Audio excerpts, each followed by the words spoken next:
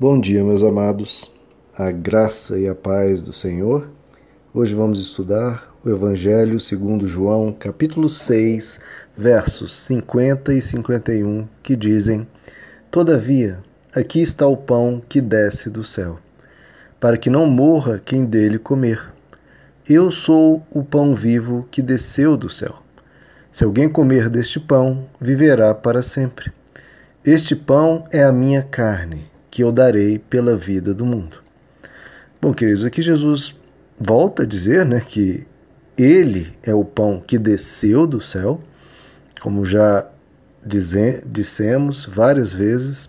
Essa é a grande diferença de outros fundadores de religião, filósofos, sábios, mestres, etc. Todos eles tentam descobrir como é o céu, tentam elevar suas mentes até o céu. Jesus, diferentemente, ele não precisa imaginar, ou pensar, ou sonhar, ou receber alguma revelação de como é o céu. Não, porque ele desceu de lá. E é óbvio, querido? Se existe um Deus, é claro que ele vai querer se revelar de alguma forma, e não de qualquer forma, mas da forma mais contundente e mais clara. Ou seja, ele mesmo vindo e falando conosco. Ele desceu do céu.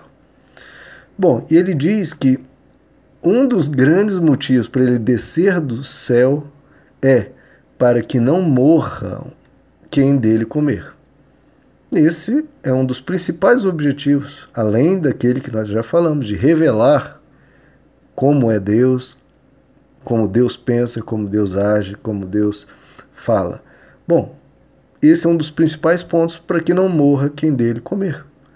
Claro, queridos, porque, como já dissemos, esse é o grande problema e o mais óbvio problema de todo ser humano, porque todo ser humano morre. Toda realização sua vai passar, vai acabar, a sua vida vai acabar. E como que nós superamos e vencemos isso? Através de Jesus. É nele que nós recebemos a vida eterna. Jesus, ele nos diz no capítulo 11 do Evangelho de João: Eu sou a ressurreição e a vida. Quem crê em mim, ainda que morra, viverá. E todo aquele que vive e crê em mim, jamais morrerá. E ele pergunta: crês nisto? Essa é a grande mensagem do Evangelho, queridos. Jesus, ele é a ressurreição, ele é a vida. Se nós formos até ele e vivermos com ele, nós jamais morreremos, nós viveremos eternamente. É claro, quando ele diz jamais morrerá, é em relação à eternidade. Nós viveremos eternamente. Bom, Jesus então, aqui pela primeira vez, ele esclarece o que é esse pão que ele está dizendo, esse pão vivo que desceu do céu.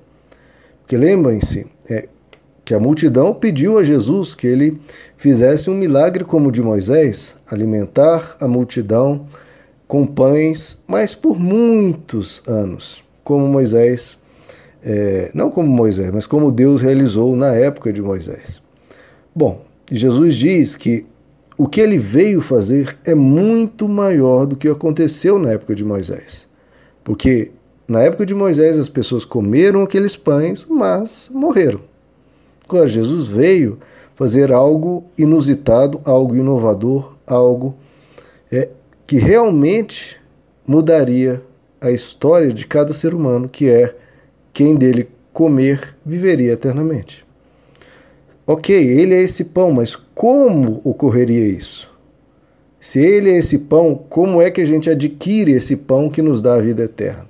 Ele começa, então, a explicar, a deixar mais claro, a trazer à tona o que ele quer dizer com isso.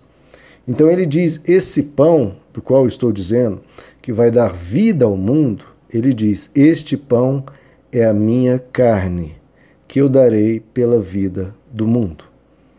Então esse pão não é meramente algo simbólico, não é uma metáfora, não, ele está dizendo, é a minha carne, aqui, esse meu corpo, essa minha pele, esse meu sangue, esses meus ossos, esse é o pão que vai alimentar todos vocês.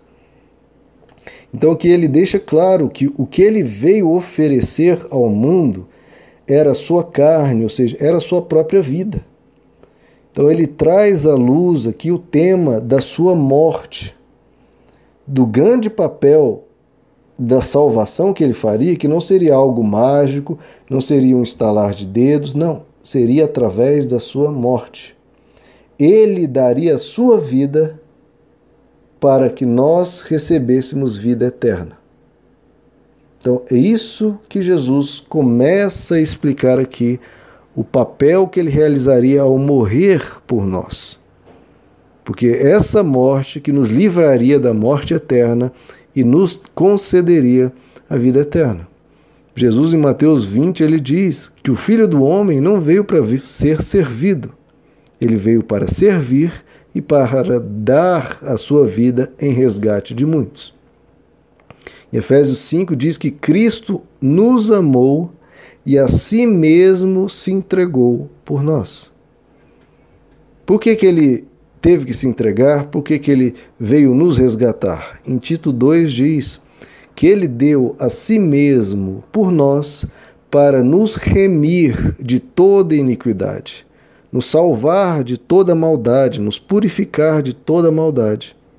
É por causa da maldade do ser humano que ele veio para receber e pagar por todas as injustiças e maldades que já cometemos. Então, qualquer um que venha te acusar, você merece isso, você merece aquilo, é verdade.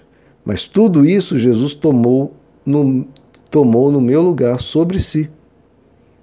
Toda justiça que poderia ser feita contra mim, contra você, ele recebeu sobre o seu próprio corpo. Em 2 Coríntios capítulo 5 diz que Deus estava em Cristo, reconciliando consigo o mundo, não imputando aos homens as suas transgressões. Então, todas as suas transgressões que você já cometeu, Deus não imputa sobre você, porque ele recebeu sobre si próprio. Essa é a grande mensagem do Evangelho. Não é que Deus passa a mão na cabeça de todo mundo e diz, não, vamos deixar por isso mesmo, né? Fica assim, porque, querendo ou não, isso seria injusto.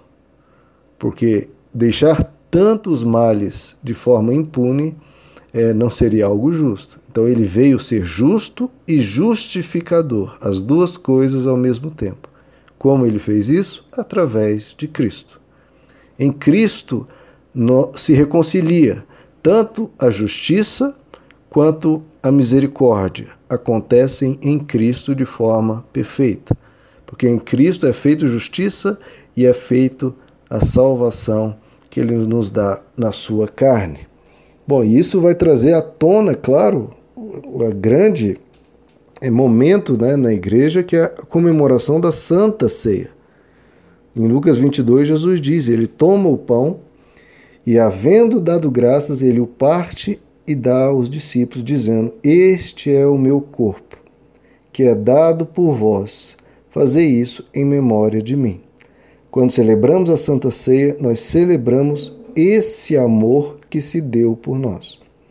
Como o próprio Jesus diz, não existe amor maior do que aquele que dá a vida pelos seus amigos.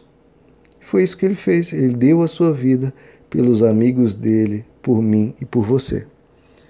E daí, queridos, vendo esse amor, que a gente precisa ter uma vida alterada, uma vida mudada. Porque nós estamos diante dos nossos olhos, vendo o próprio Deus morrer por nós, dando uma segunda chance para todos nós, dizendo, olha, eu entrego a minha vida por você. Agora vá e seja uma pessoa amável, seja uma pessoa boa, seja uma pessoa cristã de verdade. Seja mais manso, seja mais tranquilo, seja mais de paz. É o que o apóstolo Paulo nos diz em Efésios capítulo 5, verso 2. Andem em amor, como Cristo também nos amou e se entregou a si mesmo por nós. Se Jesus fez isso, nos amou a tal ponto de dar a vida por nós, que a gente ande em amor também, né? Seguindo os passos dele e sendo e honrando, né, o sacrifício que ele fez por nós. Porque ele fez, queridos, acreditando em mim e você. Quando às vezes a gente olha para nós mesmos e pensa, o que eu estou fazendo, né? Às vezes a gente não acredita em nós mesmos, mas se Deus acreditou em você e deu a vida por você, meu irmão, se levante, altere a sua história e viva honrando o que Jesus fez por você. Você tem uma vida eterna pela frente, por causa de Jesus. Honre essa eternidade, viva em completo amor, como já estando na glória. Porque, como diz o apóstolo Paulo, nós já estamos assentados nas regiões celestiais. Então viva dessa forma, honre o que Jesus fez por você. Porque o que ele nos comprou, queridos, não foi por meio de prata, não foi por meio de ouro. Ele nos comprou pelo seu precioso sangue. Este pão é a minha carne, que eu darei pela vida do mundo. Obrigado, Jesus. Meus amados, que Deus os abençoe. A graça e a paz do Senhor.